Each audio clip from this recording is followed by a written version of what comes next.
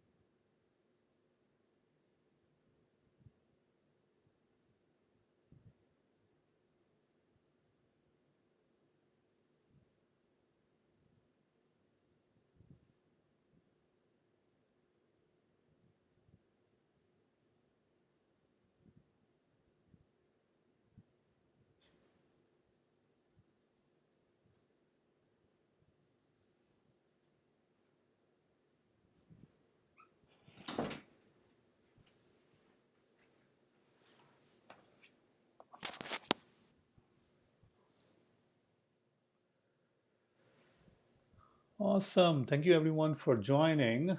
We'll start in a minute.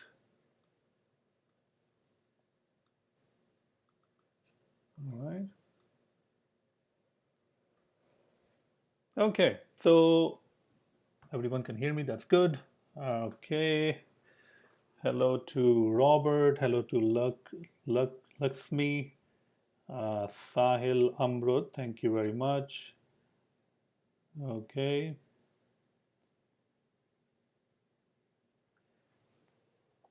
Okay, so this session is all about your questions. All right. Um, if you have any questions regarding, and I'll actually give you something. Hold on a second. I'm gonna on a different screen. I'm just gonna give you a link to a free link to my book, and then you can download it also. Some of the things are mentioned over there also. So I'll just give you the link. I'm trying to find the link. Copy URL. Okay. All right. So here is my free book link, free for you, Surviving the Coding Boot Camp. Is it free? I need to make sure it's free for you. I think it is free. It should be free. Okay, there we go. You can use that. Okay. So this session is all about your questions. So go ahead and ask questions in your in the chat, and I will be more than happy to look at it, and I'll be more than happy to see if I can answer it. So go ahead and put your questions in the chat, because this is a session about ask me anything, and I'll try my best to answer it um, with the knowledge that I have. All right, so I won't be able to answer all of the questions, obviously, but I'll definitely be able to look into the questions and give you my best answer if I know that question. So I would say go ahead, since this is a ask me anything session, then go ahead and add something in the chat, because I think that's your way of communication over here in the live stream, and I'll be able to look at your question and answer those. All right. Meanwhile, when you're writing the questions, let's see. Let's see if I can get access to that. Yeah, go ahead and write your questions in the chat, and I'll be able to look at it. The book that I shared, there's a free link in the chat. This is a book about surviving the coding boot camp. That's the name of the book. It's available for free for you, so you can just go ahead and download it. Even though it says surviving the coding boot camp, it's not only about the boot camp. If you're a self-taught developer, there are a lot of things that you can also learn over here. All right. All right, so Sahil question, which is not really about career advice, but it is now AI has also integrated in iOS. how do you think AI will replace iOS developer? I can create swiftui app from ChatGPT quickly. Okay, so the first question is AI is now integrated with iOS. So how do you think AI will replace iOS developer? I don't think it will replace iOS developer. AI is just a tool that is there, and you can use that tool. But there's a lot more that goes on in when you're creating the app rather than just okay, let's copy paste the code and get it to work. That can take you to a certain level that okay, I can create a simple app, but AI won't be able to handle a lot of things like communication that you do with the client, all those domain related problems. So those things it won't be able to, even if it gives you some advice, then you'll have to validate those advice. You can't just, okay, let's just copy paste the code and run it, copy paste the code, run it. Because whenever you're just copy pasting the code and run it, well, that's what you're doing. You're not really learning anything. And if there's a slight change you need, well, then you're going to be in trouble because you don't know what the code is doing. So I think AI is great. I use it every day. I actually teach AI also in the boot camp. So that is perfectly fine. But AI is just a tool that can enhance your work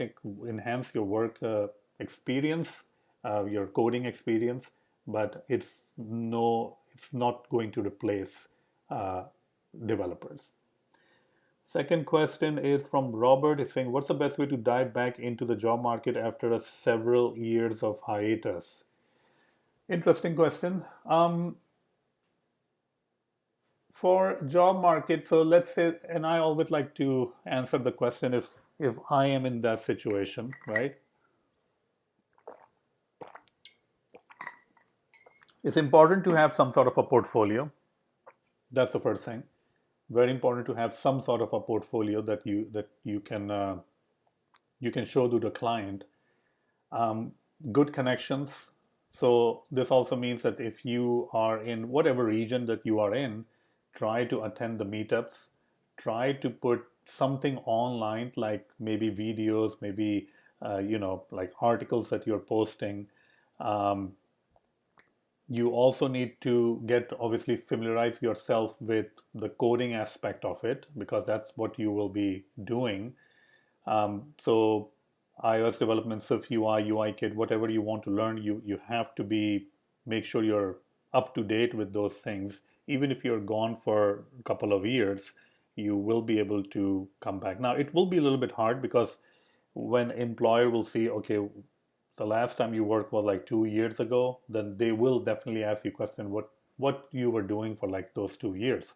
Those are the questions they are definitely going to be asking. Now, if you're doing completely different things, not programming, then obviously they will prefer someone who has been programming over someone who has gone in the managerial route for 2 years or any other route. All right. Actually, this is also true not only for like if you completely change your field. This is also true for me. I've been teaching boot camps, so I do sometimes take on clients, but a company can ask me, like if a company is trying to hire me, they can say, hey, what have you been doing for the last 5 or 6 years? You didn't really do any big projects with some clients. You were working as a bootcamp instructor. So are you comfortable with actually writing production ready code? So that's definitely some of those questions they can ask me. And they have asked me these questions. Like companies big companies, when they call me, they're like, well, you have been working as a bootcamp instructor. So how hard will it be to adjust to the, programming world or, those kind of things. So you just have to be up to date. You have to be pushing content out there or something out there. You have to be connecting with meetups, people making connections, genuine connections. So all of those things definitely do matter. All right. The question from TC Hevagama is, with the latest improvement in the AI field, how do you see the future of iOS developers?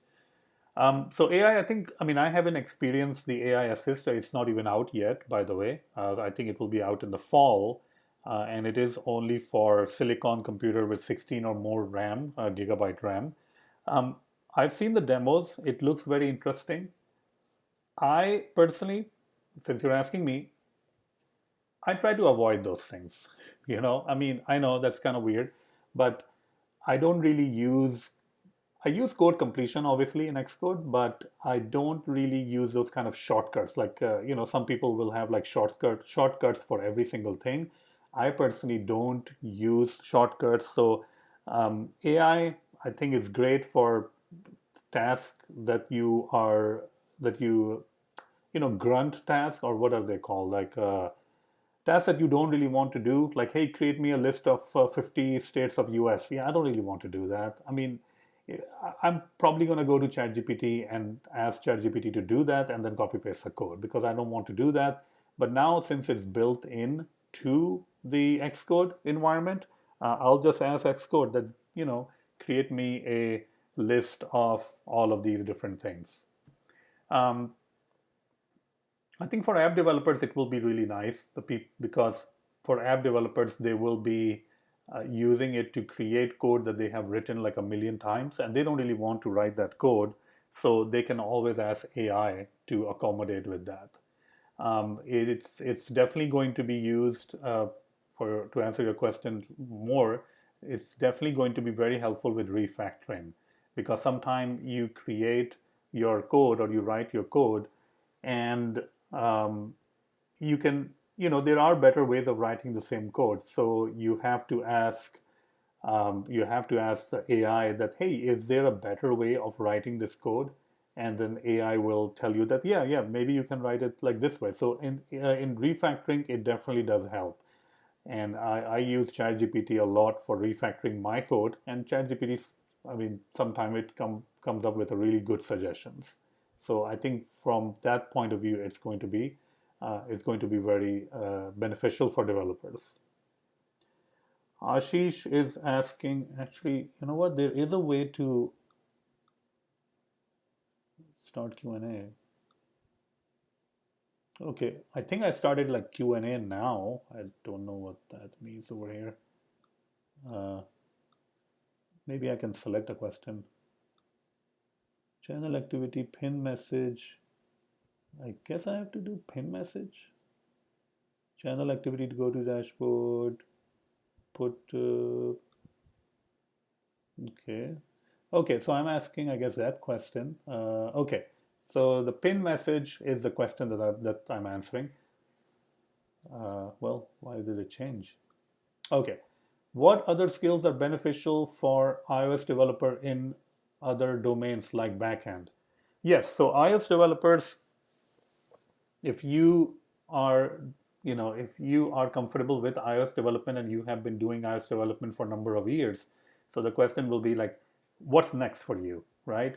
And backend, absolutely, backend development is big. I mean, if you can become like a full stack developer, then I think that's gonna, you're gonna be like marketable for more companies because now you can do iOS, which is, depending on what kind of iOS you're doing, it can be like a front end part, but now you can also do back end. Learning backend, if you just want to stay in the Swift world or iOS ecosystem, then obviously Vapor is one of those frameworks that you can use to learn iOS development. And I have different courses on Vapor that you can check out on Azam Sharp School. But I always also encourage you to check out other backend frameworks like Express, Node. Those are also really good with pretty big community behind it, a lot bigger community than Vapor.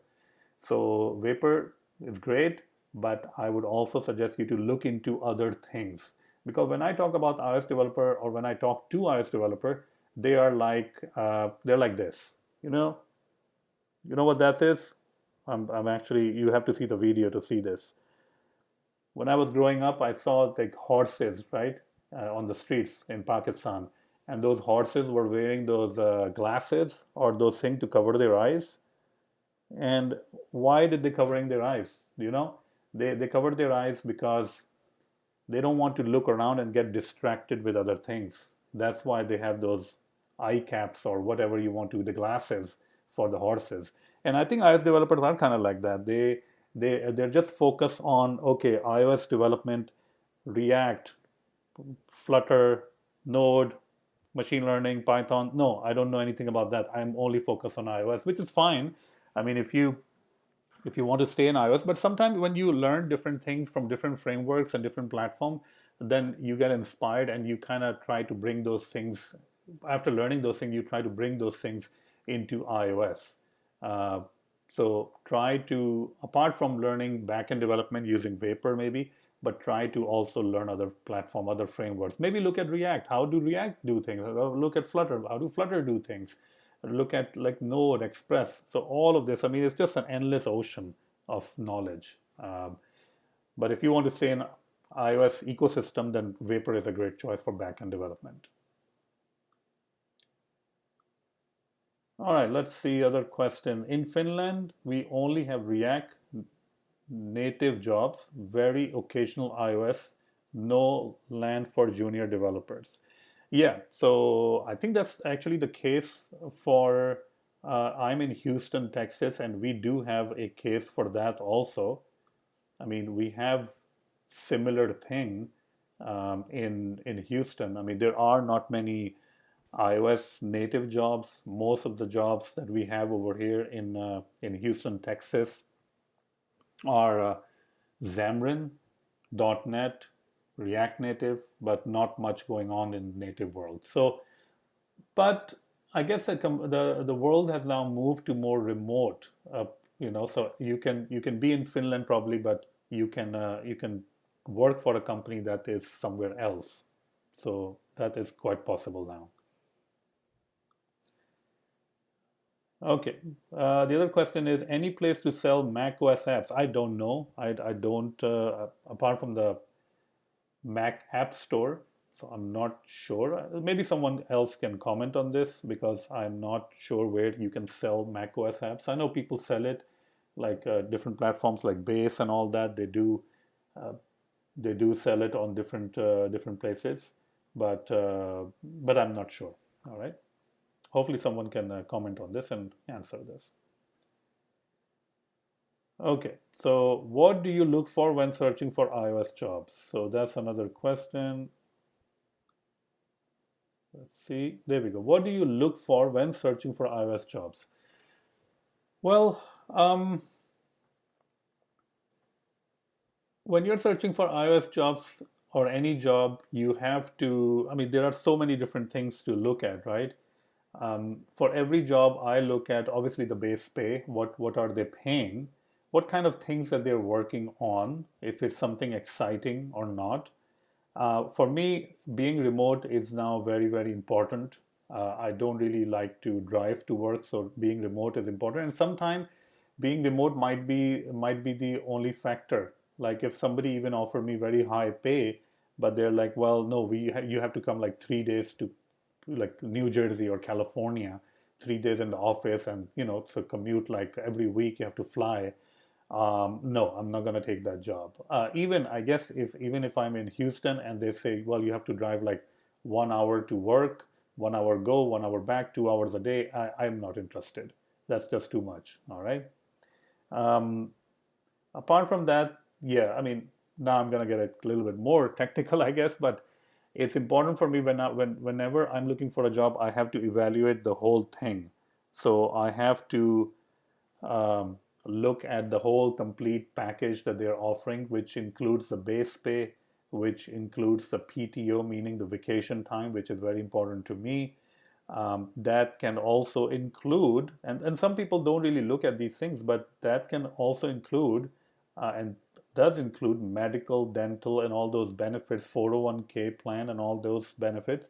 Because if you don't pay attention, the medical benefits and all those plans, they can take a big chunk from your base pay. So make sure that you are aware of what kind of medical plans that they are providing. I mean, there are companies that I work for.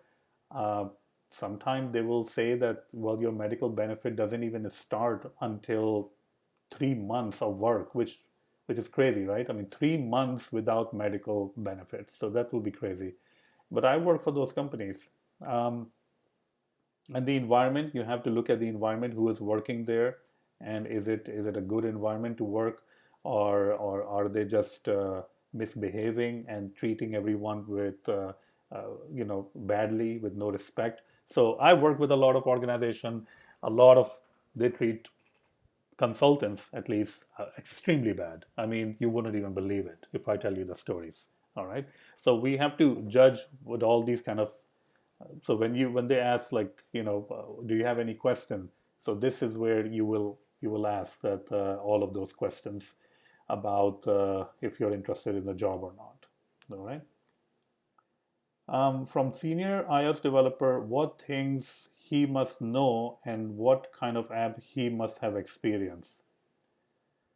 I think when you're at a senior level, apart from the experience in this technology things, let's see over here, apart from the experience with technology wise, I think what you are there to do is to support. So we have to see that how you have supported your junior developers. Have you mentored them? Did you help them out when they were in need, and did you guided them when they were in need? Apart from that, let's see the actual question. Here we go. Um, what he must know, well, it kind of depends what kind of a domain they're working on. I mean, you can be a senior developer, but you can only know that small part of the application. I think the most important thing for a senior developer or a lead developer is it's not so much of the technology that they should know. I mean, they should know technology, obviously, but I think when you become at that level, like senior or lead developer, then the most important thing you should know is um, is the domain that you're working on.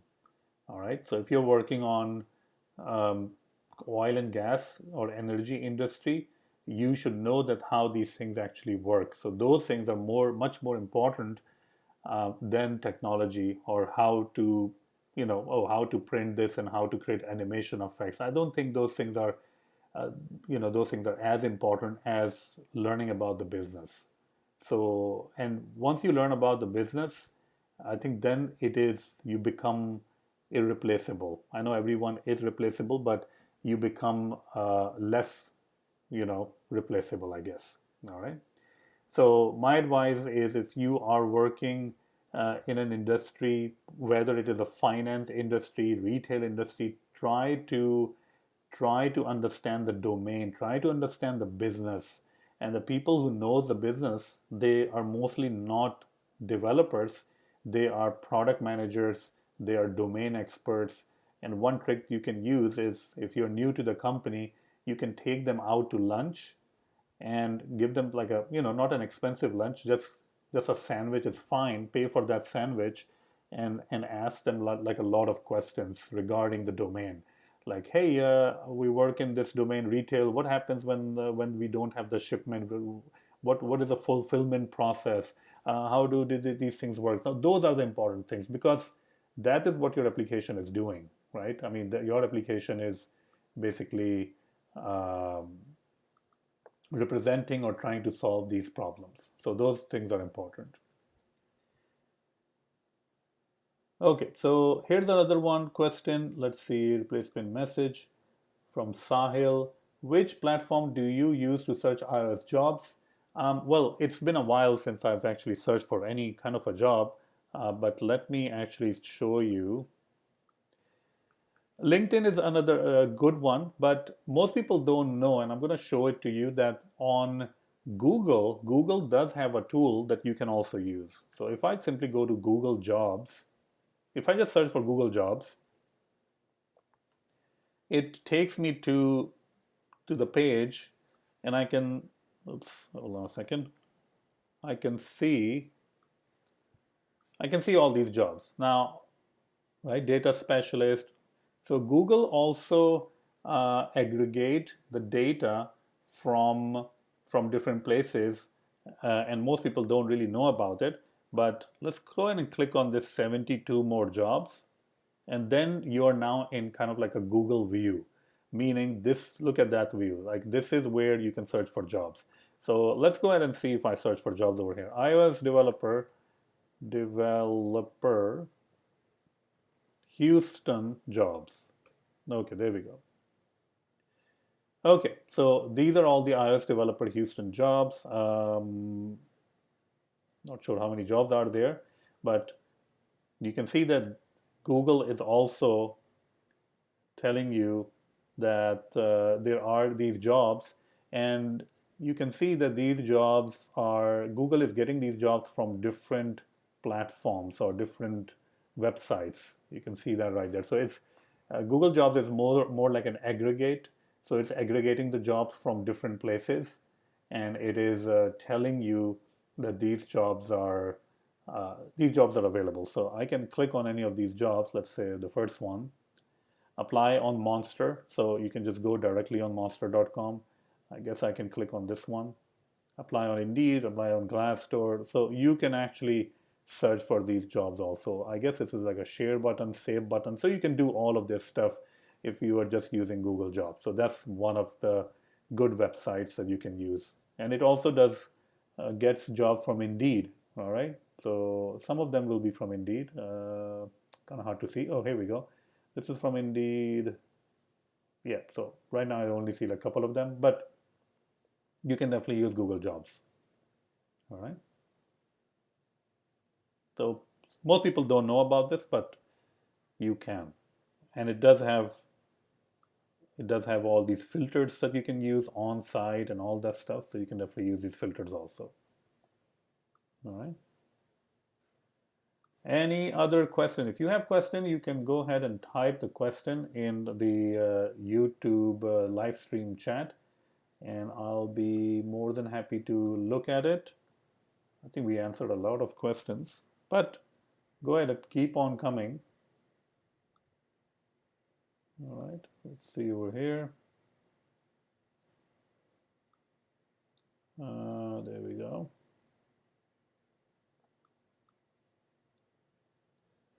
And some things I've already covered in this book. So this book, the link should be right there in the description in the YouTube chat. If you scroll up on the top, you'll be able to find this. And I cover, I mean, it's a small book, but I cover like a lot of stuff. And although the name of the book is Surviving the Coding Bootcamp, but a lot of these things apply to any developer, like a new developer, if the person is self-taught developer, a lot of these things apply. All right. All right. Any other questions that I can answer? All right. So Sahil is asking, what are my upcoming courses? The upcoming courses that I'm working on right now, the one that I'm working on the course on Supabase. So it's still in the works. So it's going to take some time, but I'm still working on it. Supabase course. All right. And but then after that, I do have a list of other courses. Like probably I'll create a course on solid principles, clean code, maybe a Vision Pro course. I'll have to see if they announce anything at WWDC 2024. Maybe I can create a course on that. Okay. The other question is, should you work for a startup as your first iOS job? Yeah, why not? When I first started working, I mean, I didn't really work for a startup, but I worked as a consultant agency. So it was fast paced, and I get to work on many different projects. Like even in a span of couple of years, maybe 3 years, I worked for like maybe 7, 8 different companies as a consultant.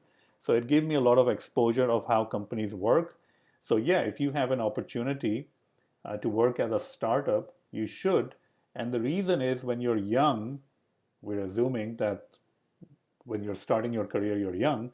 Um, you can take those long hours. You can work for long hours. You can grind. And startups are fast paced, so you are going to learn a lot. So you might be the only person who's do iOS development and backend. So you'll have to learn everything to get it to work.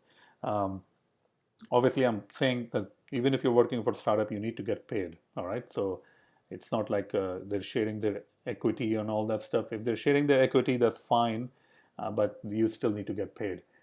So yeah, working for startups is great for people who are just stepping into the young people who are just stepping in and who are willing to put in more hours, because it's going to be a fast-paced environment and you're going to learn a lot in a very small span of time. So that is always good. Yep, absolutely.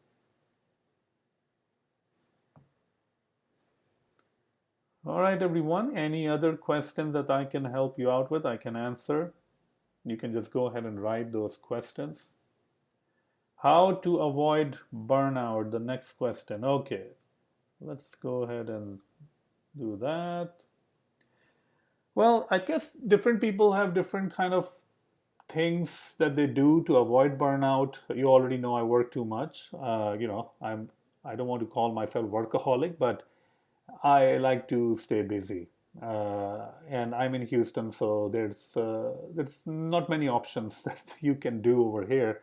You can go to the gym, or you can eat, and that's pretty much it. That's pretty much sums up Houston. So I do get burnout. Um, how do I cope with the burnout? Well, I go on trips, like these small trips. I was recently, I think it's a month ago, I was in UK. Although I was still working from over there, but it was like a change of scenery, change of everything. So that kind of helped. And I'm always looking forward for my small trips. Like I have another trip coming to San Francisco in next month. I'm coming to San Francisco for 3 4 days. I mean, less than 3 4 days. So I'm excited about that. So every time, yeah, uh, I guess every time I'm reaching that point of burnout, where then making that trip, going to different places, that definitely helps. Also, exercise, that definitely helps also. So start doing some sort of a exercise. It can be swimming, it can be just walking, taking a stroll in the park, it can be weight training, it can be anything that you can do. That definitely helps with the burnout. All right. All right. So we have, please recommend any course skill for improving communication skills. Replace pin message. Okay. So communication skills. Um, well, one of the book that I have listened to is, if you search for soft skills for developers, I think. Let me show you. Let's see. It was from, it's a pretty thick book and I forgot the name of the author. It's not, oh, it's from John Summers. There we go. Yeah, so I think he has like multiple books. This is one of those books. This is a pretty big book. So I would say if you have access to Audible, then you can definitely try this out. Um, it's about the yeah, it's about kind of like a journey or a career guide, and he does talk about soft skills also. And you can see that this book is like close to 800 pages, right? So I always recommend, and that's what I did. I did the Audible version of the book, so I just listened to the book, and yeah, it's a good book to listen to. All right. So definitely, and I'll add this over here in the chat so you have access to this. There we go. How do I even access? I don't know. I don't think it's allowing me to paste anything. Book link. Oh, it's just allowing me to do that. So I will have to probably stop with this, and then here we go. There we go. Okay. All right, let's see other books. Other question. Hello, Azam. Is age a problem for applying for junior iOS developer since I'm in my 40s?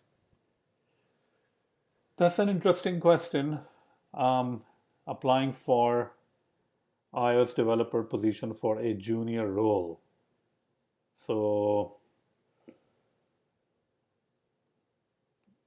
definitely, I mean, if I am a company and I am hiring a junior developer, And what I have seen actually, I'll tell you a story. I'm not going to say the company name, but when I was working for a company, we had to hire a junior developer, and there was a developer who was very experienced, but he was not in his 40s. He was actually in his late 50s or early 60s or something like that. And we ended up, I mean, he was very, he was experienced and all that, but we did not end up hiring him because of one of those reasons, because it was a little bit more like labor intensive job. Obviously, programming, I mean, we're not talking about the same thing, but it was a labor intensive job where you have to like lift things and all those things. And we were young at that point, and most of them were from South Asia. So we didn't really see it that way. We just don't feel like we should, put these kind of burden on a person who is a little bit more uh, age. I mean, it's like in 60s or so. But that was kind of like a different kind of a job.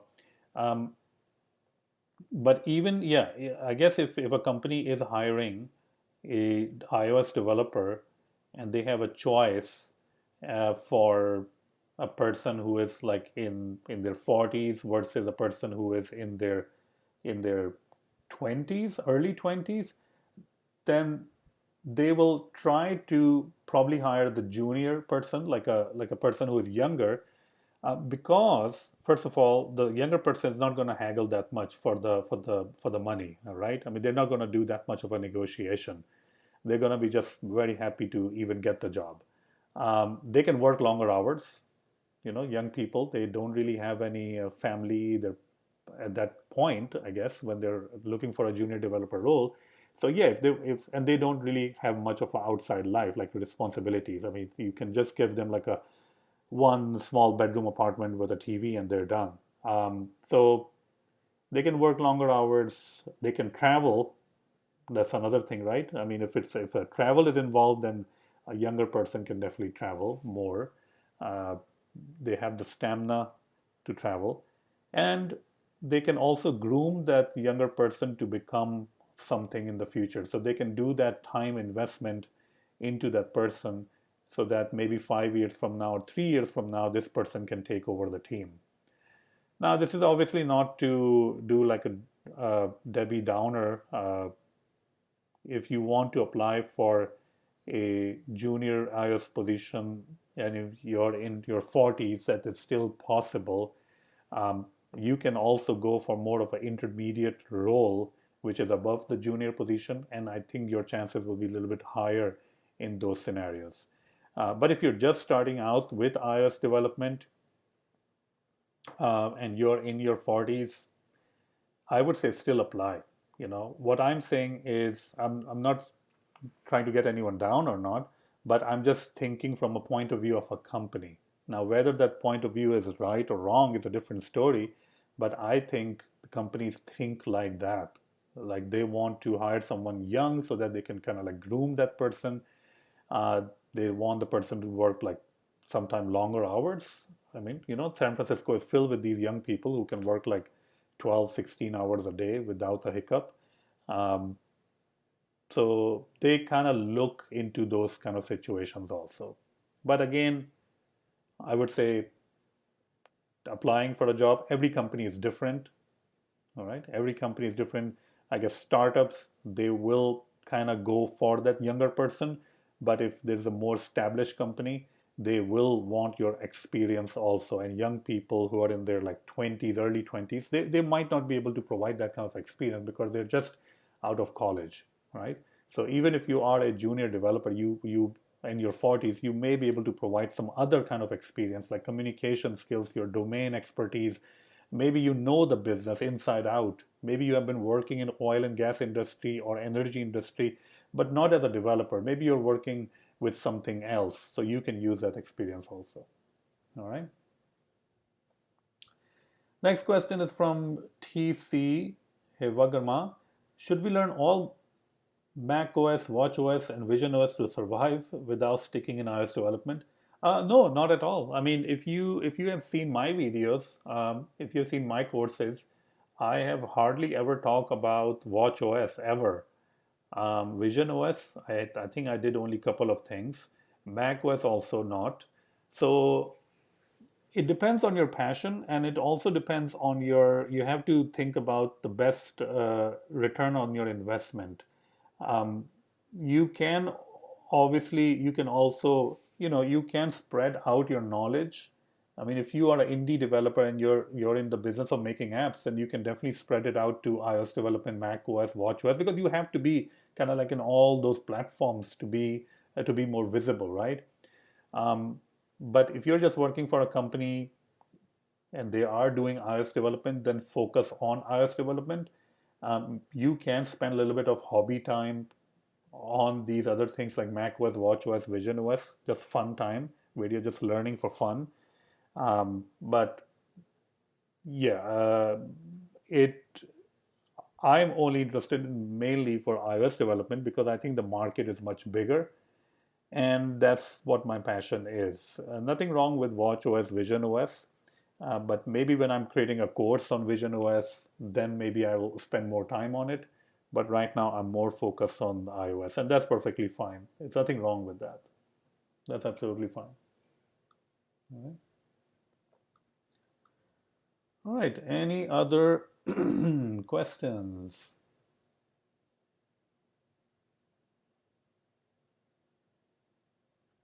Okay, let's see over here.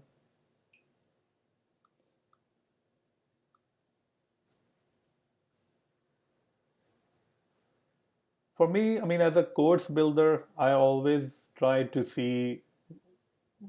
build the course that can be watched by most people. Um, so and also things that I'm interested in, obviously. So watch OS, Mac OS, I think those are all fine, but most of the community for iOS or iOS developer, I think they are doing iPhone development rather than Mac OS development. So that's why my focus is over there. So yeah, so that's what I do at least. And I guess even in the iOS, there's so many different things, right? I mean, there's Map Kit, there's swiftui, there's UI Kit, there is a Reality Kit, there is a Core ML, Create ML, Vision OS. I mean, the Vision, not Vision OS, but there's so much stuff going on over there. Even from that pool of frameworks, you have to choose which one you're going to go after. Like if you're going to ask anything about audio framework, uh, if you're going to ask me anything about audio framework, I'm like, I've never worked with audio framework, so I have no idea. So that's important part also. All right. All right, everyone. Any other questions?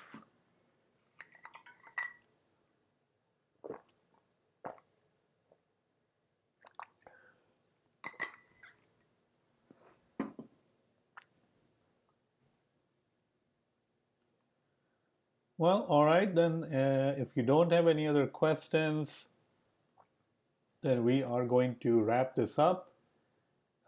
Thank you so much for everyone for joining. It has been fun, and hopefully you have also uh, learned something. Maybe those answers were helpful.